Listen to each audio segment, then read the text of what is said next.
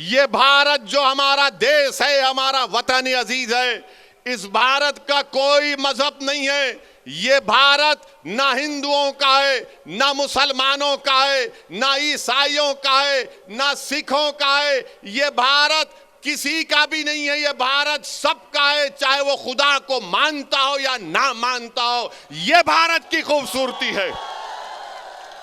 BJP इसको सिर्फ एक मजहब से जोड़कर ये बताना चाहती है कि ये मुल्क सिर्फ एक मजहब का है या एक आरएसएस की आइडियोलॉजी के मानने वालों का है।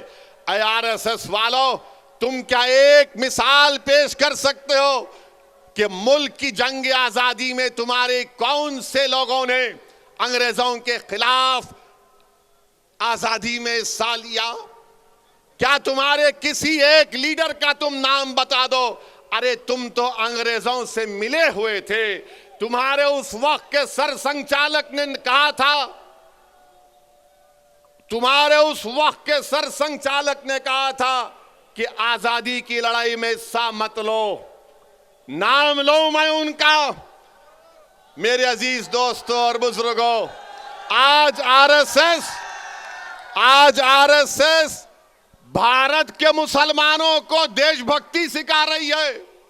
जब जरूरत थी अंग्रेजों के खिलाफ लड़ने की तो आप तो खामोश बैठे हुए थे। जब जरूरत थी जेल को जाने की तो आप अपने घर में बैठे हुए थे। अरे हमने हर मैदान में इस मुल्क को अंग्रेजों की गुलामी से आजाद करवाया। नरेंद्र मोदी की जबान से आप कभी नहीं सुनेंगे कि आरएसएस ने इस मुल्क की आजादी के लिए अपना खून या पसीना बहाया। नरेंद्र मोदी बात करेंगे औरंगजेब की,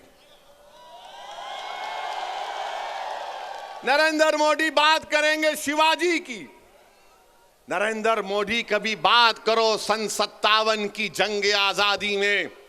बताओ ये लोग आज जो नफरत फैला रहे हैं, इनका क्या रोल रहा? इनका कोई रोल नहीं रहा। बात करते हैं तो जिना की बात करते हैं।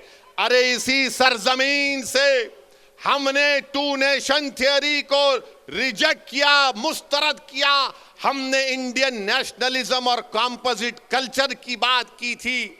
अगर आज हम यहां पर सहारनपुर में हैं, देवबंद में हैं, गंगों में हैं, तो वह जिना के पैगाम को ठुकराने की सबसे बड़ी जीती जागती मिसाल है। मगर इनको सिर्फ जिना याद आता है। अजीज दोस्तों और बुजुर्गों, एक और धर्म संसद हुआ छत्तीसगढ़ में। कांग्रेस ने कहा जब बीजेपी कर सकती है तो हम क्यों पीछे हटे हैं।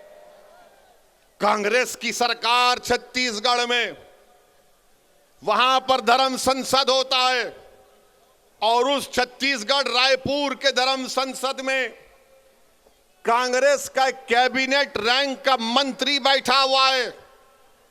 बीजेपी के बड़े बड़े नेता बैठे हुए हैं और उसमें से एक महाशय ने महात्मा गांधी को गाली दे दी, गोडसे की तारीफ कर दी और साथ में मुसलमानों के खिलाफ जहर बका।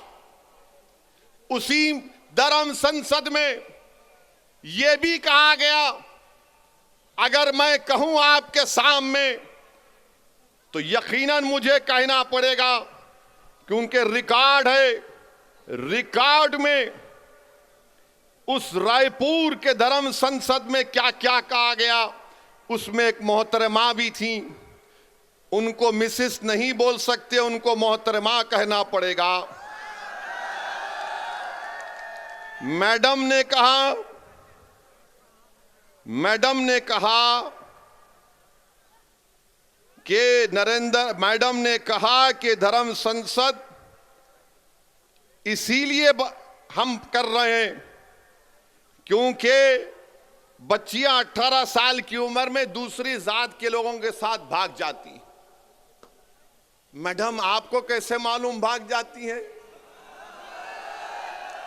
और फिर मैडम ने कहा कि धर्म संसद इसलिए कर रहे हैं, हमारे दलित भाइयों से कह रहा हूं, हमारे पिछड़े समाज के हमारे हिंदू भाइयों से कह रहा हूं। वो कह रही हैं कि इस मुल्क में रिजर्वेशन को खत्म कर देना चाहिए। ये मैडम ने कहा। एक ने कहा अगर इंसानियत को बचाना है, ये रामदास इनका नाम है, बच जाइए। रामदास ने कहा कि अगर इंसानियत को बचाना है तो मुसलमानों को खत्म कर दो। अगर वो बात असदुद्दीन ओवैसी आज उसका 5% भी कहता तो जितने मंच पर लोग बैठे हुए 2 घंटे में पूरे थानेदार हमको लेके चले जाते, अपना दामाद बना लेते जेल में। रामदास कह रहे हैं कि इंसानियत को बचाना है तो मुसलमानों को खत्म कर दो। और एक मोहतरम कह रहे हैं कि अब हमको हिंदू राष्ट्र बनाना है। ये कांग्रेस की सरकार है।